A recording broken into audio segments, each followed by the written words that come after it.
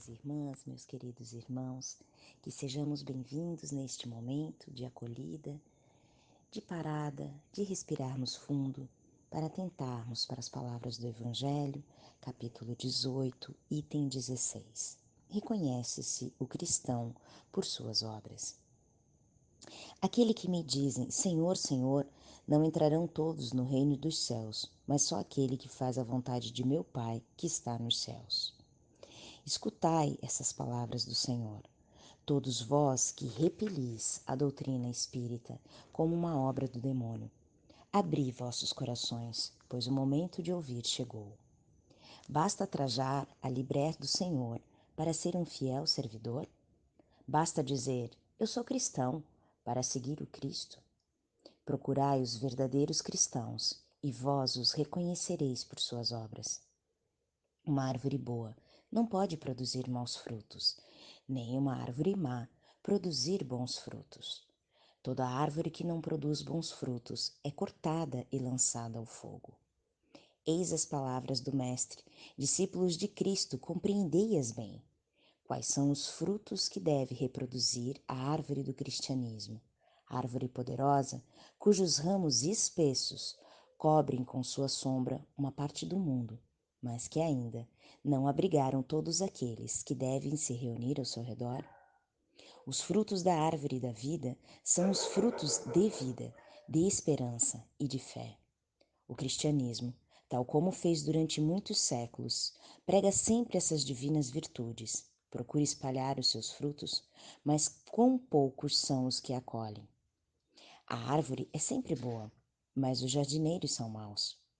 Eles quiseram conformá-la à sua ideia, quiseram modelá-la segundo suas necessidades.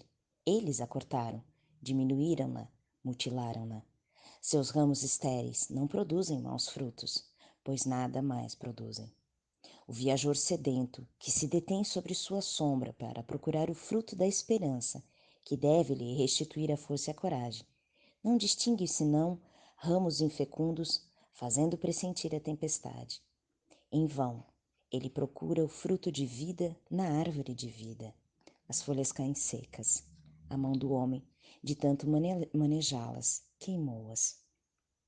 Abri, pois, os vossos ouvidos e os vossos corações, meus bem-amados. Cultivai essa árvore de vida, cujos frutos dão a vida eterna. Aquele que a plantou vos convida a cuidá-la com amor, e a vereis produzir ainda com abundância seus frutos divinos.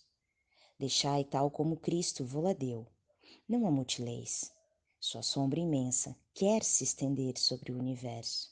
Não encurteis seus ramos. Seus frutos benfazejos caem em abundância para sustentar o viajor sedento que quer atingir o objetivo. Não os colheis. Esses frutos para os guardar e os deixar apodrecer, a fim de que não sirvam a ninguém. Há muitos chamados e poucos escolhidos. Há assambarcadores do pão de vida como os há, frequentemente, para o pão material. Não vos enfileireis entre eles. A árvore que produz bons frutos deve distribuí-los para todos. E depois, procurar aqueles que estão sedentos, conduzi sob os ramos da árvore e dividi com eles o abrigo que ela vos oferece. Não se colhem uvas em espinheiros. Meus irmãos amados, distanciai-vos, pois, daqueles que vos chamam, para vos apresentar as dificuldades do caminho, e segui aqueles que vos conduzem à sombra da árvore de vida.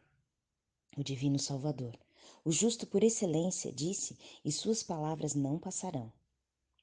Aqueles que me dizem, Senhor, Senhor, não entrarão no reino todo dos céus, mas todos aqueles que fazem a vontade do meu Pai, que estás nos céus. Que o Senhor de bênção vos abençoe, que o Deus de luz vos ilumine, que a árvore de vida derrame sobre vós seus frutos com abundância. Crede e orai. Simeão Bordeaux, 1863. Meus amados, que assim seja.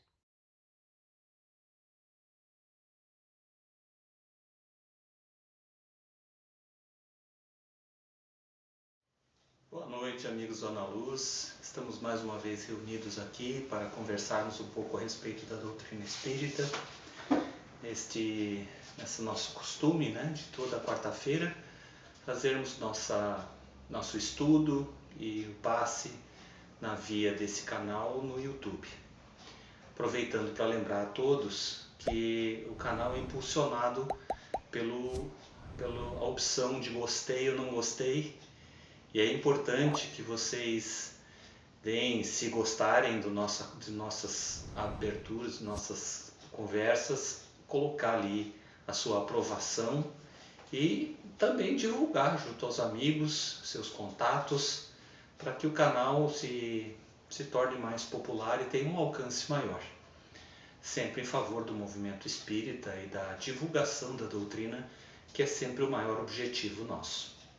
É claro que a palestra em si, ela gira em torno de assuntos da doutrina, do Evangelho de Jesus, e busca aprofundar o conhecimento dessa filosofia, religião, dessa princípio de vida, digamos assim, que constitui a doutrina espírita. Uma orientação para a vida e para o crescimento pessoal, o crescimento individual de cada um. Ela foi concebida por um conjunto de autores, ele não é uma concepção única.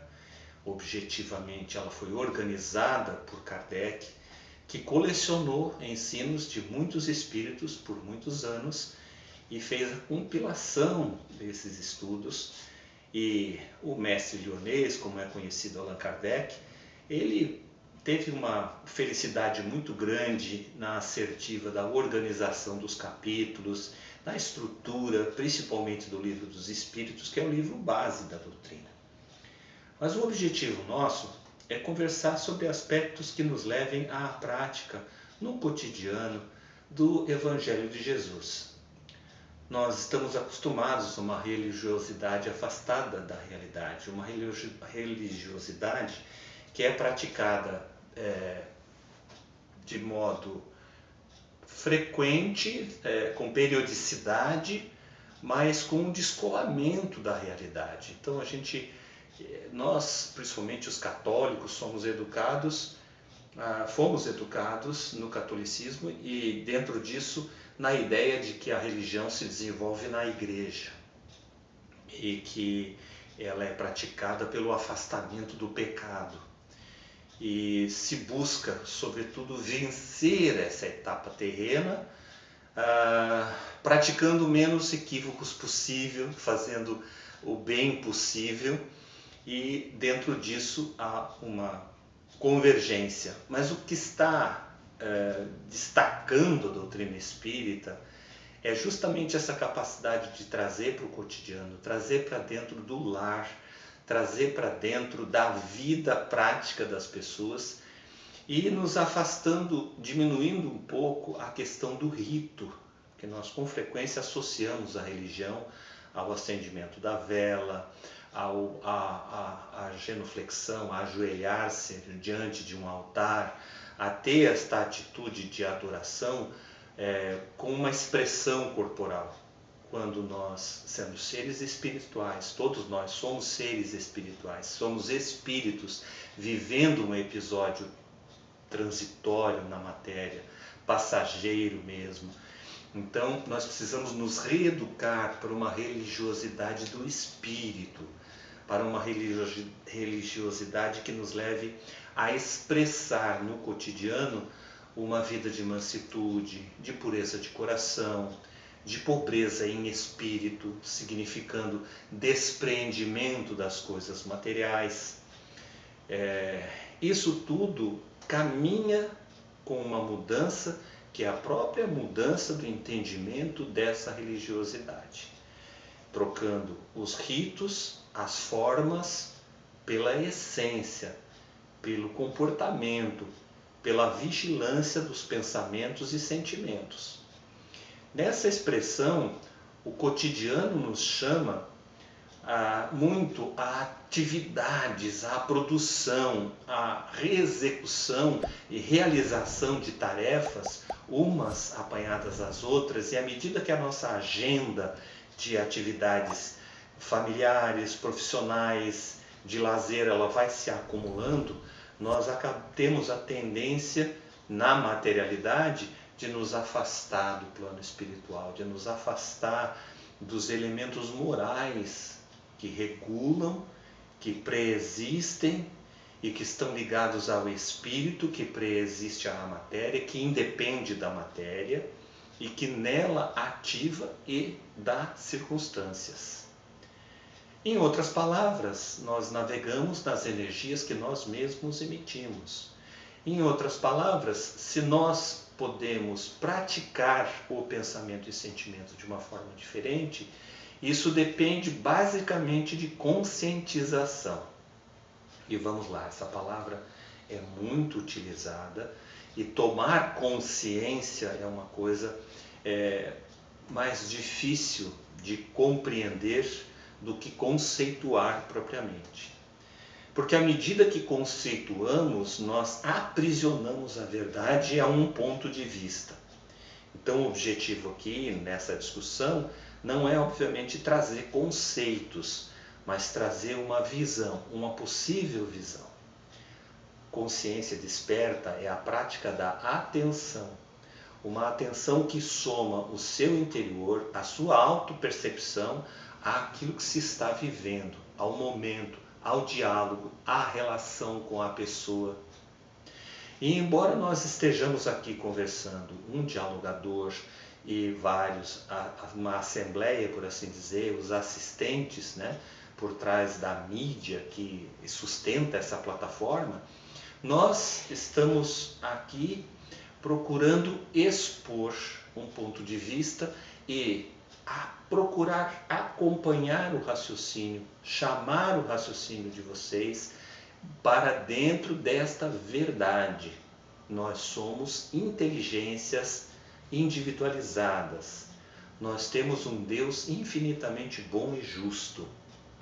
E à medida que estamos inconformados com a realidade à nossa volta, nós projetamos essa inconformidade na forma de rebeldia, de ira, de revolta, de rancor, de mágoa.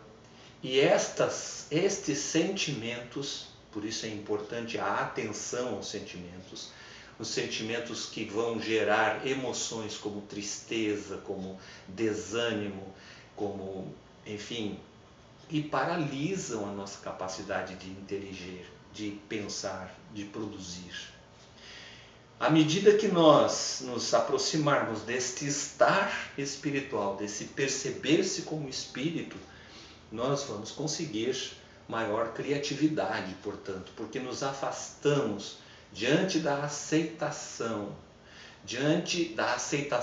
desta verdade, que é, aquilo que está acontecendo na sua vida, na minha vida, na vida de cada um de nós, é exatamente aquilo que foi definido como vontade de Deus.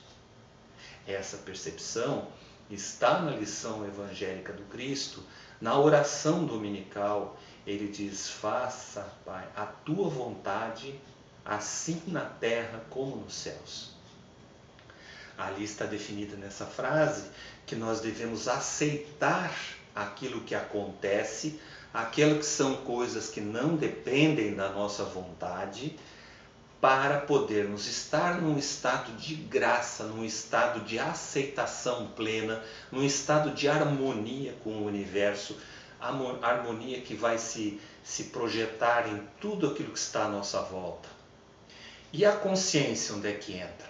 Esse estado de atenção vai nos permitir, na prática, na continuidade prática desse estado de atenção, vai nos permitir distinguir coisas que mexem conosco intimamente e produzem certa revolta.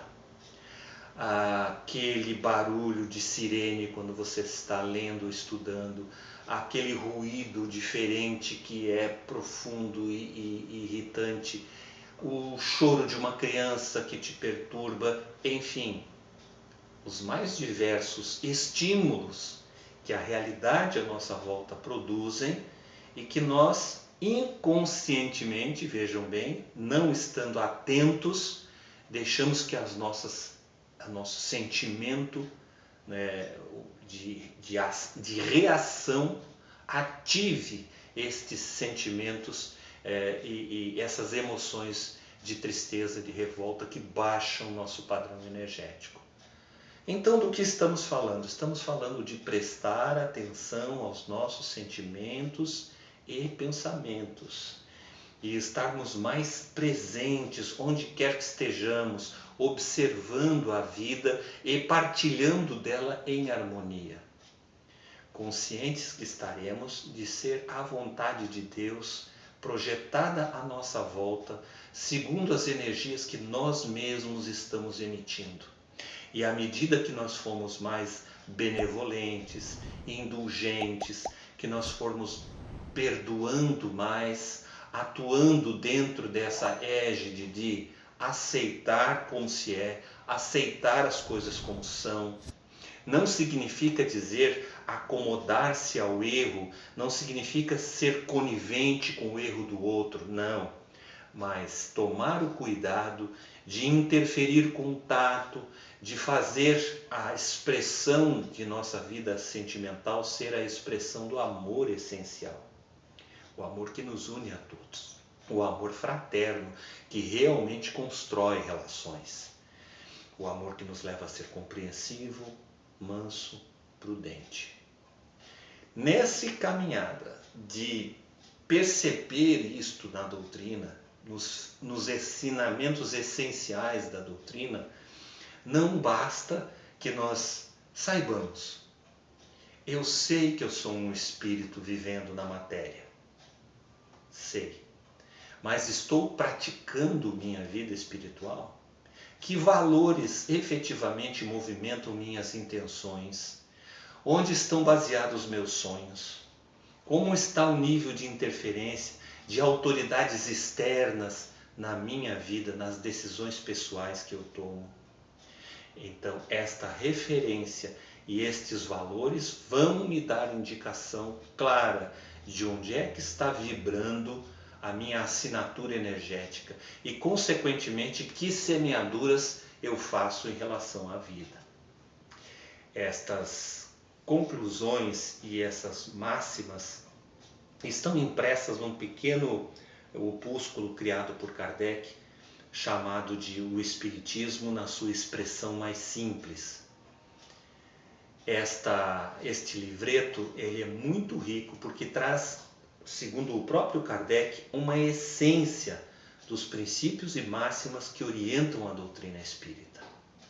Nós vamos encontrar, por exemplo, uma diretriz que diz: todo sofrimento na nossa vida é decorrente de alguma imperfeição que trazemos. Esta verdade precisa ser acolhida em nossos corações para que, ao invés de um sentimento de culpa que nos ponha para baixo e nos coloque numa condição reativa, nós tenhamos um sentimento de compreensão, nós apliquemos o auto-perdão e possamos seguir em frente iluminados por uma nova perspectiva de vida. Essa nova perspectiva de vida é tão profunda que ela nos revela o seguinte: agora é o primeiro minuto de toda a eternidade. Veja, isso nos traz toda a potencialidade de transformação.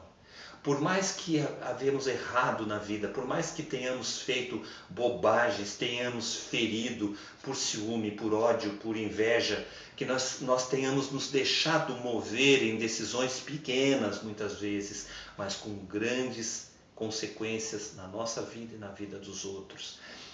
A forma com que lidamos com nossos companheiros de jornada, seja colegas de trabalho, sejam familiares, onde quer que estejamos, somos representantes dessa vontade divina. Fazer a vontade de Deus sobre a terra, eis aí o mistério da vida do homem, eis aí o objetivo fundamental de nossa existência, além, é claro, de fazer progresso intelectual e moral. Portanto, se estivermos atentos, expandindo conscientemente, expandindo nossa consciência e nossa percepção da vida, certamente estaremos nos colocando gradativamente mesmo sem conhecer todas as parábolas do Cristo, mesmo sem conhecer todos os seus discursos e máximos, sem conhecer o seu pensamento filosófico a fundo, nós estaremos cristianizando a nossa vida com a simples atenção ao pensamento e sentimento. Estar presente em determinado local não é simplesmente apresentar-se, parecer ser. É importante que se seja.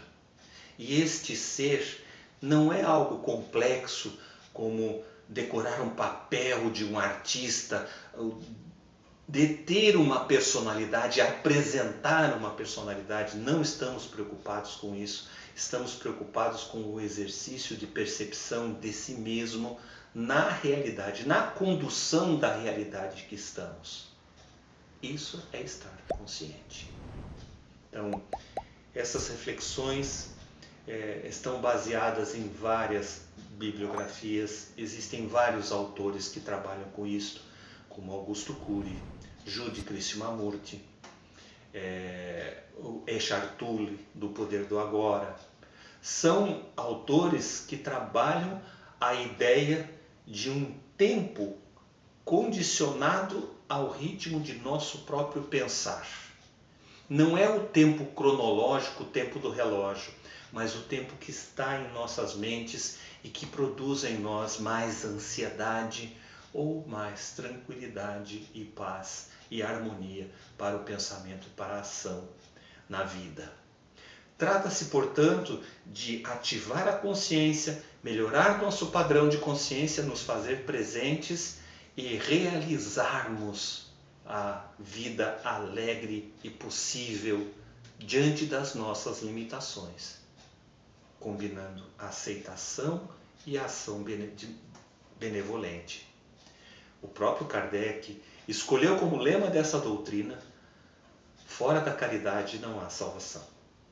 E a caridade a que nos referimos aqui é a prática constante do bem, fazer todo o bem que nos seja possível fazer, o bem que fazemos uns aos outros, que fazemos às coisas, no produzir o nosso trabalho com atenção, com carinho, com dedicação, no trabalho profissional mesmo, nas relações com a família, transformar-se nesta oportunidade de fazer o bem.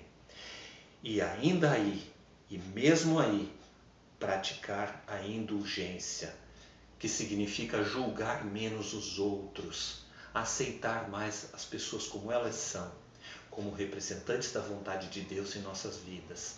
Aqueles que nos ferem muitas vezes estão nos ferindo para nos despertar sensibilidades que estão exageradas e criando distúrbios internos em nós. Estarmos mais conscientes, portanto, é o caminho de luz necessário.